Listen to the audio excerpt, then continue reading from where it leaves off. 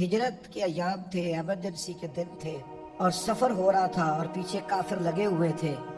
تو اتنی ایمرجنسی جو ہوتی ہے اس میں آداب نہیں یاد رہتے کہ آپ ہجرت کر رہے ہیں اور رات کے اندھیرے میں نکل رہے ہیں اور کفار و مشرکین آپ کے تعاقب میں ہیں.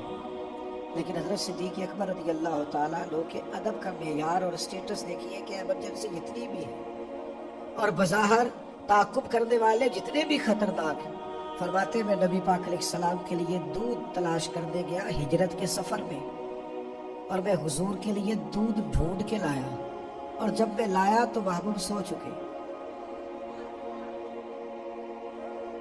فرماتے میرے ادب نے اجازت نہیں دی کہ میں اپنے نبی کو جگاؤں،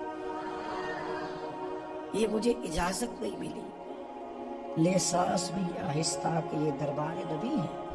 فرماتے وہ دودھ کا پیالہ لیے میں کھڑا رہا، جب وہ جاگے تو پھر میں نے دونوں ہاتھوں میں رکھ کے وہ پیش کیا. ایمرجنسی جتنی بھی ہے، حالات جتنے بھی کٹھن ہیں، ہمیں آداب کو بھولنا نہیں ہے. تعداد جتنی مرضی بھی وہاں پہنچ جائے، رش جتنا مرضی بھی ہو، تھکاوٹ جتنی مرضی بھی ہو، حرمین کی حاضری کے وقت بظاہر قانون کے تعلق سے ہمیں چند پابندیوں سے بھی جتنا مرضی سختی سے گزرنا پڑے، لیکن آداب کو بھولنا نہیں ہے. کسی مقام پر بھی ادب کے معیار سے 1 انچ بھی پیچھے ہٹنا، ادب بڑا ضروری ہے. یہ بڑا آپ جتنے والد صاحب جتنا مرضی بھی سخت بولیں، اللہ کہتا ہے اف نہیں کرنی. یا رسول اللہ صلی اللہ علیہ وسلم والدین ظلم بھی کرے تو خدمت کرنی.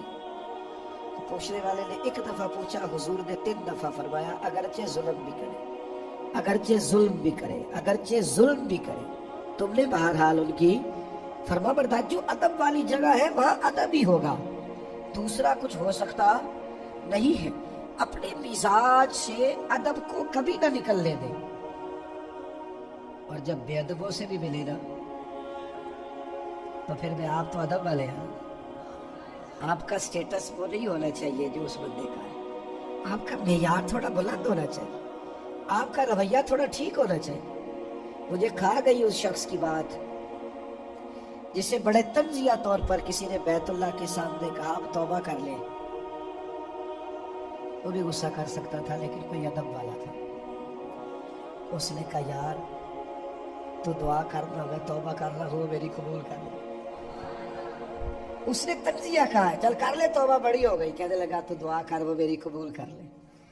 تو محسوس ہوتا ہے کسی نے تربیت دی ہے، کسی نے سمجھایا ہے، کہیں سے سیکھا، کسی کی نظر سے اس نے فیض پایا، کسی کے چاہنے والا ہے، کسی سے پیار کرنے والا ہے، کسی کی نگاہ سے اس نے کچھ حاصل کیا.